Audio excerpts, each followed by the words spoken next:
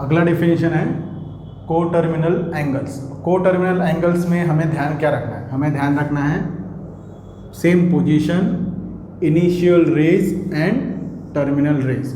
अब कैसे होता है? अब जैसे कि मैंने बताया था पॉइंट O से पॉइंट A और एक सही एंगल है पॉइंट B, ये बन गया हमारा एंगल। मान लो ये एंगल अगर 30 का है तो इसका को टर्मिनस एंगल बताना है। को टर्मिनस एंगल में हमें याद रखना है कि इनिशियल रे और टर्मिनल रे दोनों के दोनों होने चाहिए सेम पोजीशन पर।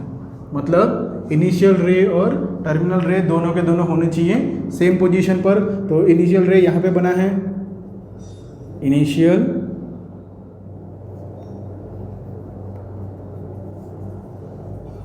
रे और ये है टर्मिनल रे।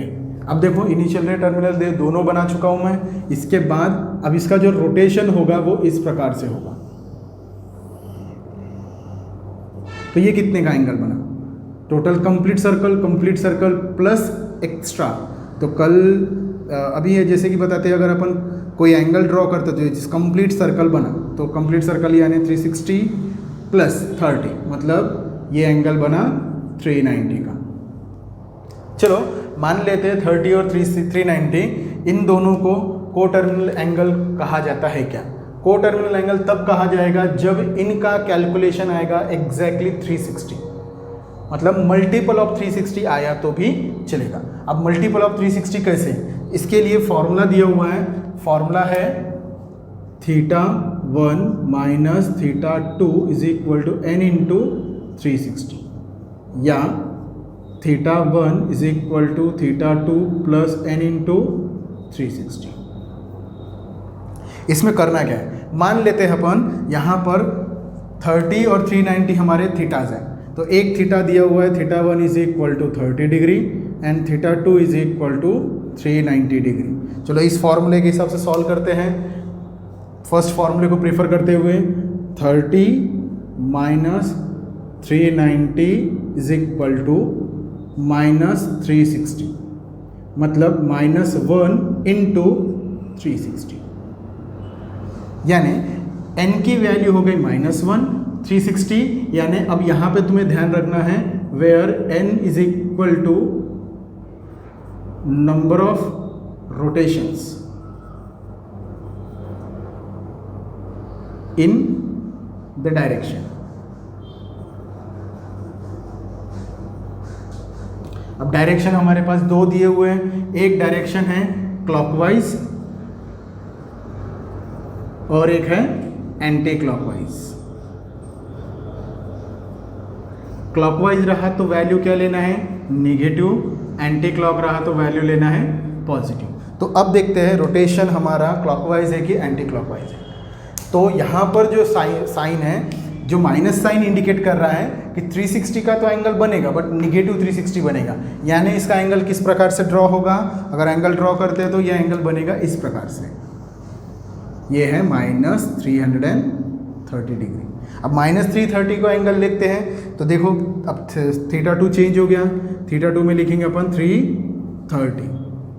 तो फॉर्मूले के हिसाब से क्या बना? सेकंड फॉर्मूला बना 30 degree minus of -330 degree is equal to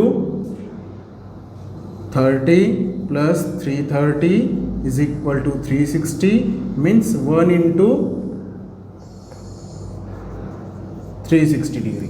यानी अब देखो हमारा जो n है वो पॉजिटिव भी हो सकता है और नेगेटिव भी हो सकता है। तो इस प्रकार से को टर्मिनल से एंगल बनाना है या को टर्मिनल से एंगल अगर चेक करना है को टर्मिनल एंगल्स, तो याद रखना है कि टर्मिनल रे और इनिशियल रे ये दोनों की पोजीशन होनी चाहिए सेम। अगर टर्मिनल रे और इनिशियल रे दोनों, इनिशियल रे और टर्मिनल रे दोनों की पोजीशन सेम होनी चाहिए, साथ में डिफरेंट अमाउंट ऑफ रोटेशंस कितने भी हो सकते हैं। अब जैसे कि एक और एग्जांपल देखते हैं अपन, एग्जांपल नंबर 3। अगर मैंने लिखा -720 एक थीटा है, θ1 इज इक्वल टू -720 और θ2 इज इक्वल टू -360। तो फॉर्मूले के हिसाब से अपन इस फॉर्मूले को प्रेफर कर रहे हम, इस फॉर्मूले में रखते हैं तो theta 1 minus 720 minus of minus 360, तो कितना आएगा minus 720 minus minus plus 360, answer is minus 360, मतलब -1 इंटू 360। तो ये जो कैलकुलेशन मैं कर रहा हूँ इससे हम कंफर्म करेंगे अगर हमारा 360 का मल्टीपल आता है तो दिया गया जो पेयर है वो पेयर क्या रहेगा, को टर्मिनल एंगल्स रहेगा। एक और एग्जांपल -225 डिग्री एंड 820 डिग्री, मतलब हमारे पास दो एंगल दिए हुए हैं, यानी पेयर ऑफ एंगल्स दिए हुए हैं। पेयर ऑफ एंगल्स को सिर्फ चेक करना है, पेयर ऑफ एंगल्स को हमें सिर्फ चेक करना है। तो दिया हुआ हमारे पास दो एंगल है, एक चलो मान लेते हैं ये थीटा 1 है, theta 1 is equal to -225 and theta 2 is equal to 820। तो दोनों वैल्यू हमारे पास गिवन है। फॉर्मूला क्या है हमारा, theta 1 minus theta 2 is equal to n into 360। अब n के मल्टीपल में हमें इसको सॉल्यूशन को लाना है, तो n के मल्टीपल में लाना है, मतलब थीटा 1 -225 माइनस 820, इसको सॉल्व करने पर होता है -1045। 1045 को हमें 360 से डिवाइड करना है। अगर 1045 को हम 360 से डिवाइड करते हैं तो 360 3 जा 1080 होता है, मतलब यहाँ पे हमको सिर्फ 2 से डिवाइड करना पड़ेगा, तो वो होगा 720 माइनस करने पर 325, यानी 325 इज लेस देन 360, यानी यहाँ पे डेसिमल लगेगा। अगर डेसिमल लगेगा यानी ये किसी के मल्टीपल में नहीं आया, किसी के मल्टीपल में नहीं आया, मतलब not equal to n into 360। तो दिया गया जो पेयर है ये पेयर को टर्मिनल एंगल्स नहीं है। मतलब मैं इस सेंटेंस को ऐसा लिख सकता हूँ, जैसे कि अगर मैं इसका स्टेटमेंट लिखूँ, द गिवन पेयर इज को टर्मिनल एंगल्स, इसका भी वही same, the given pair is को टर्मिनल एंगल्स, इसका भी द गिवन पेयर इज को टर्मिनल एंगल्स, बट इसमें ऐसा नहीं लिखना, the given pair of angles is not को टर्मिनल एंगल्स। मतलब जिसका कैलकुलेशन 360 के अलावा कोई और नंबर आता है जो 360 के मल्टीपल में नहीं रहेगा, उस एंगल्स को या उस पेयर ऑफ एंगल्स को हम बोलेंगे को टर्मिनल एंगल्स। अगर वो मिलते हैं 360 के मल्टीपल में तो को टर्मिनल एंगल्स है, अगर नहीं मिलते हैं तो वो को टर्मिनल एंगल्स नहीं है। अभी एक और एग्जांपल लेते हैं जिसमें हमें एंगल्स को ड्रॉ करना है क्वाड्रेंट्स में, ठीक है। 3 एग्जांपल्स लिया हूँ मैं, तीनों एग्जांपल्स को 1 बाय 1 अपन ड्रॉ करते हैं। फर्स्ट एग्जांपल है 140 का एंगल। तो सबसे पहले क्वाड्रेंट्स, तो हम दो क्वाड्रेंट्स बना लेंगे, एक्स एक्सिस वाई एक्सिस के हिसाब से चारों क्वाड्रेंट्स ड्रॉ करेंगे, दोनों रोज। तो ये X axis, Y axis, X dash, Y dash, ठीक है। तो इसके हिसाब से सेंटर बना O। 140 का एंगल, 140 का एंगल पर मतलब 90 प्लस 140 यानी 90 प्लस 50 का एंगल मतलब 140। तो 90 का एंगल मतलब ये 90 कंप्लीट हो गया, और निगेटिव साइन दिया है मतलब रोटेशन क्लॉकवाइज रहेगी, निगेटिव साइन यानी रोटेशन क्लॉकवाइज। तो 90 प्लस 50 तो 90 कंप्लीट। देन हमें यहाँ पे 50 का एंगल ड्रॉ करना है। 50 का एंगल ऑलमोस्ट इस तरह से ड्रॉ होगा। तो ये बना P, ये बना O और ये बना X। तो ये एंगल है हमारा -140 डिग्री का। तो -140 डिग्री का एंगल ड्रॉ कर दिया, बस इस प्रकार से बताना है। अगर स्टेटमेंट में बताना चाहते हैं तो स्टेटमेंट में बता सकते हैं, since terminal arm OP lies in third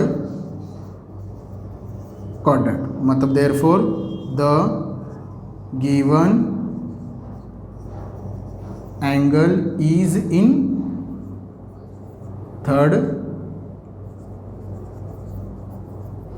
quadrant, यानी दिया गया जो एंगल है वो थर्ड क्वाड्रेंट में। कैसे third quadrant? First, second, third और फोर्थ, ऐसे 4 क्वाड्रेंट्स है। चारों क्वाड्रेंट्स के हिसाब से जो दिया गया एंगल है उसका टर्मिनल लाइन कहाँ पे है? टर्मिनल लाइन यानी OP इज अ टर्मिनल रे, तो टर्मिनल रे तो OX इज अ इनिशियल रे।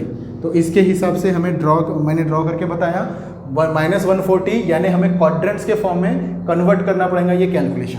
अब 1120 यानी 1080 प्लस 40, 1080 मतलब होता है 3 × 360 प्लस 40, मतलब मेरा 3 जो है वो नंबर ऑफ रोटेशंस है किसका? कंप्लीट सर्कल का, प्लस 40 डिग्री। अब 1080 प्लस 40 मतलब 1120, 3 × 360 मतलब कंप्लीट रोटेशन 3 टाइम्स होगा, उसके बाद 40 डिग्री का एंगल हमें ड्रॉ करना है। फिर same x axis and y axis draw करते हैं। y dash x dash x, centre O रहेगा।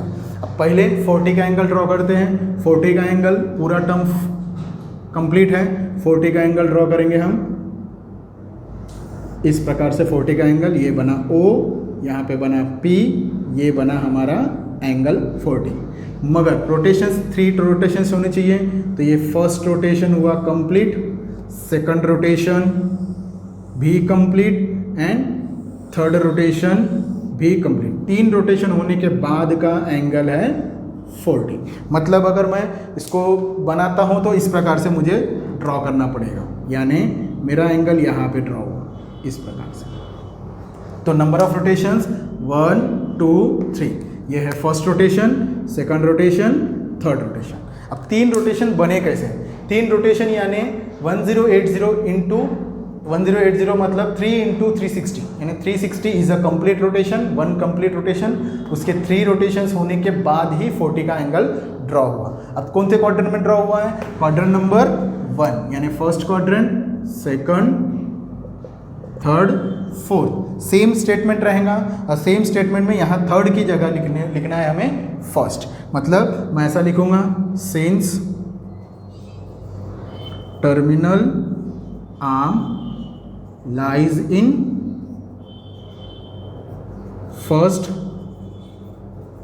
quadrant, therefore the given angle is in first quadrant। Next 750 का मतलब होता है 720 प्लस 30 डिग्री, मतलब 720 यानी 2 × 360 प्लस 30 डिग्री। मतलब रोटेशंस कितने बनेंगे? हमारे लिए रोटेशंस बनेंगे 2 रोटेशंस प्लस 30 डिग्री का एंगल। सेम टू सेम जिस प्रकार से मैंने दोनों एग्जांपल सॉल्व किया, x axis y axis draw करना है। तो उसके बाद 30 डिग्री का एंगल ड्रॉ करते हैं। 30 डिग्री का एंगल ये बन गया 30 डिग्री का एंगल, पॉइंट P और यहाँ पे O, यहाँ पे ऐसा लिखना था OP लाइज इन, ठीक। तो यहाँ पे भी सेम स्टेटमेंट लिखना है, बट यहाँ पे देखो मैंने 30 का एंगल ड्रॉ किया। 30 का एंगल हमने ड्रॉ कर दिया है, तो 30 का एंगल मैंने ये रेड पेन से ड्रॉ करता हूँ 30 डिग्री। बट 30 डायरेक्ट शो नहीं कर सकते क्योंकि हमें 750 शो करना है। तो 750 यानी 2 रोटेशंस, सेकंड रोटेशन ये है, फर्स्ट रोटेशन कंप्लीट, फिर ये है second rotation complete. First rotation complete हुआ यानी ये फर्स्ट रोटेशन, ये सेकंड रोटेशन और ये थर्ड रोटेशन। तीनों रोटेशन में मैंने ड्रॉ कर दिया। तीनों रोटेशन को ध्यान में रखते हुए देखो, फर्स्ट, सेकंड, थर्ड में कितने का एंगल बना? 30 का एंगल बना। 30 मतलब 720 करने पर टोटल 750 का एंगल ड्रॉ होगा। तो ये है हमारे पास draw the angles in their quadrants. Quadrants में कि दिए गए एंगलों को अगर ड्रॉ करते तो इस प्रकार से ड्रॉ करना है और स्टेटमेंट यही लिखना है, since the terminal arm OP lies in first quadrant then the given angle is in first quadrant.